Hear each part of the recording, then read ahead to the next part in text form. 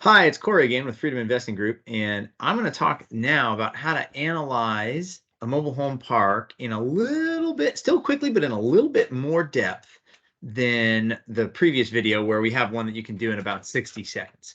And so this is what we'll use. After we do that first pass, we'll say, oh, it's a little bit, it's time to start diving into this thing a little better. This might take a few minutes, and we've got a spreadsheet set up to do this, but I'll go over the criteria that we're looking at. And this is what we'll use to start negotiating and making offers with a buyer. And then if we end up getting a park under contract, then we'll dive in and do kind of our third level, which is an actual full-blown pro forma where we're calling every vendor and validating every line of the expense, so we get really, really dialed on what the income and expenses are going to be.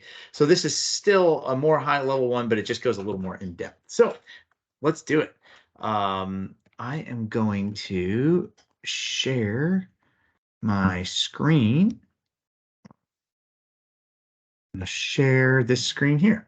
Okay, so this is our spreadsheet. This is the one that we actually use. Opening up the curtains here. So I have an example here. This is a mobile home park that we looked at and actually did end up purchasing. And so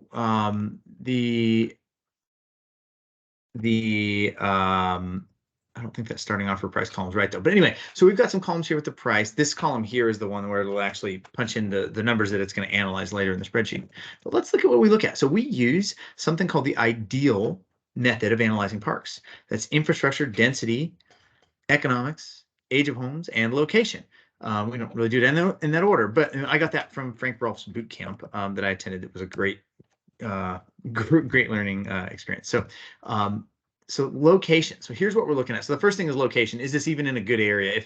If there's something else wrong with the park, you can infill. You can fix infrastructure problems. You can bring in homes, all kinds of other stuff. If it's a bad location and there's just no demand, you can't pick the park up and move it. So this is the first thing we look at. So first, population. We're looking for an MSA population of 100,000 or more. We want to see that the population is either increasing or at least not decreasing more than the U.S. average. So a decrease of about -3% over the 10 years, and this is not annual. This is a 10-year number. That's okay. More than that, and we start to get nervous about the population. We really like to see increasing. The 3-bedroom rent. We want to see the 3-bedroom rent above $1,000. That just shows that there's enough demand that people would pay $300, $400, $500 for lot rent. If you can. If you're having to compete with apartments that are super cheap, that just brings in more competition and lowers the demand. So 2 bedrooms, and we look at that for the MS. Those are all for the metro, not actually the city, because sometimes there can be a small city outside of a bigger area that's actually got great demand. Like this one here is in Belvedere, which is a nice little town, but certainly not 100,000 people in Belvedere, but it's right outside of Rockford, which is, I think, the 3rd biggest city in Illinois and has a lot of people in it. So it's actually a really good high demand area we found. But for the city, so that's the metro. So then for the actual city, we'll start to drill in and look at what are the home prices in the city. We'd like to see these above $100,000. Otherwise, it's going to be, once again, just tough to get someone to pay. Maybe depending on how nice the home is, there's mobile homes that go for $50,000, $60,000, $70,000 if you bring in a new home. And if you can get brand new stick-built homes down in that range, and that makes it more challenging to fill vacancies. So we like to see this over 100,000. The median city 2-bedroom rent. We use the 2-bedroom rent here. There's a metric that we, like a ballpark thing, if you want to figure out the market rent, which we validate later with actual test ads, but a ballpark of what the market rent could be. A lot of people will use half the median 2-bedroom rent for an area. So that's why we look at this one. So it looks like this could support, it's $978. So maybe this can support $450, $500 lot rent as a rent where you could still infill and it's still a good deal for everybody. So it's half the 2-bedroom, even though most mobile homes are actually 3 bedrooms. So they're getting a good deal. City housing vacancy, we like to see less than the U.S. average of 12.2. And we get all this. I've got the links up here. We get all this from a site called bestplaces.net. It has all of this information right on there. You can pull it right out. They've got kind of a violent crime ranking thing. I'm not sure exactly how they come up with this, but they've got a U.S. average, and so we look at this too just to make sure we're not in a really too rough of an area. We want to be less than the U.S. average. So U.S. average 22.7. This is 16.3. So this is good. Walmart, very important for a couple reasons. Walmart does, we want a Walmart nearby.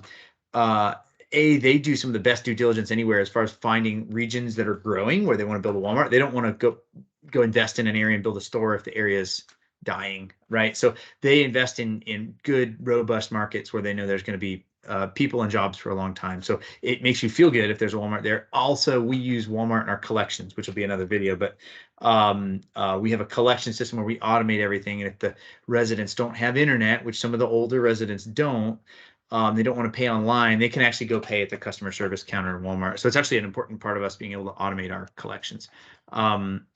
So that's why we like to see a Walmart. And then we look at the jobs. I'll typically go Google the top 10 employers in that metro area and just make sure that it's not one employer, like one mine or one manufacturer dominating everything. Think like Detroit, Detroit back in 2008. So yeah, so we want to see a good, we like to see healthcare, education, agriculture, government. Those are all really good, stable markets that they're always going to have a need for those things. And so those are jobs that should last. So that's what we like to see up in that top 10. It's gonna be universities. University towns are great, that kind of stuff. So that's location. So that's the L of the ideal. So then next goes over to infrastructure. We want to make sure we're going to do a lot of due diligence on this during the actual inspection phase if we go under contract, but we just want to make sure there's no hard nose that we wouldn't want to waste our time with. So first off, electric. We don't want a master meter. We don't want to own those wires. That's a liability. Some kid starts playing with them and shocks himself and it's ours, or that's just too much of a liability. So we don't want electric master meter, or it would have to be a very good park in every other way, and then we'd have to get an electrician out there and make sure that triple shirt was good. So pretty much electric master meter is a no-go. Gas master meter is definitely a no-go. We don't want to own those gas lines underground. That's from a maintenance standpoint and a liability standpoint, just a no-go. So we don't want it. Pipe material, for water pipe, PVC is the best. Galvanized is okay, but you might want to think about budgeting some more for water leaks and stuff, because it does over time corrode and get some holes in it. Sewer, there's a lot of different kinds of sewer. There's clay tile, cast iron. Clay tile's okay, can get tree roots. You're gonna have to budget for some Roto-Rooter folks. Cast iron could be okay. You might also have to budget for tree roots. Orangeburg is a no-go. That's basically cardboard, and that decays over time, and you just end up with a tunnel through the dirt, and those will collapse. So that's a no-go for us. And then PVC is the best. Schedule 40 PVC is the best. Water type, if it's well, that's okay. We're gonna have extra due diligence. We color code these, by the way. So clay tile's green, Orangeburg, you'll see that. Oops, turns red. And we click undo there. We color code them. So if it's a well, that's fine. We're gonna have extra due diligence and just some things to think about there. We prefer city water. Is the water billed back right now? Especially if it's city water. If it's not billed back, that's actually an opportunity to add some revenue or reduce an expense. So that's an opportunity to bring that NOI up. So if it's not billed back, we actually have a green for that. And if it is, that's fine. But that's one less thing that we can. It's a value add that's already been done, right? Versus something we can do. And septic versus there's a bunch of different wastewater types. So we've got city sewers, obviously the best, but it's expensive to run.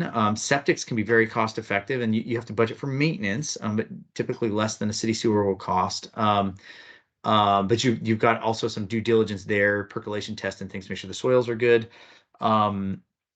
The wastewater treatment plants are no-goes for us just due to their cost. They're so expensive.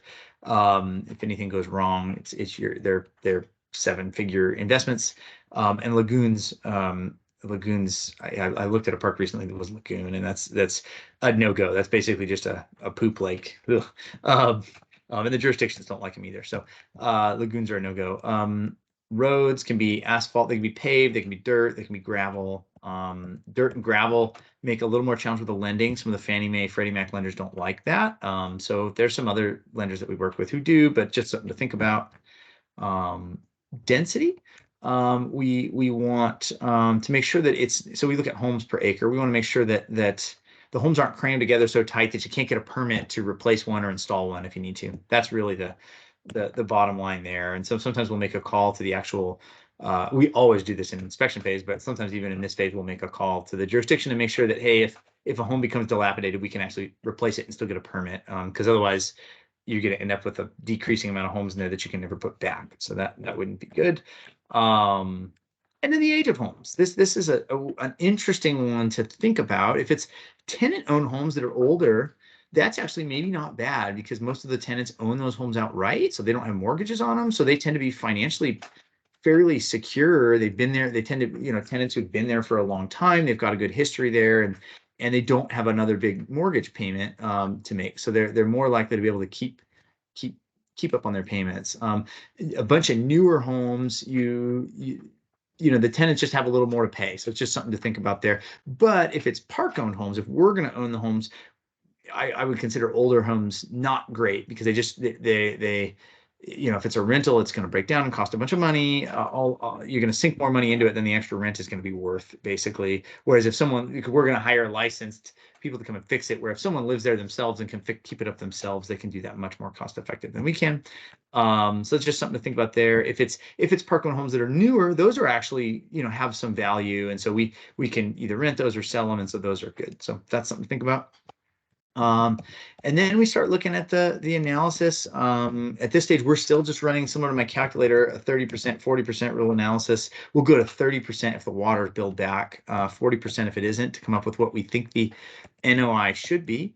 So you can see here, we're looking at this one should have an NOI of about 109, and the seller's reporting 120. So that's in the ballpark. If they were reporting 150, I might be skeptical and try to figure out, like, are they underreporting expenses or whatnot, but that's in the right ballpark. So and then there's the as is offer price right there. This comes up with just, and we sometimes change what cap rate we use here, but we default to an 8%, and there we go. And then we also look at, like, year one, what's the market rent?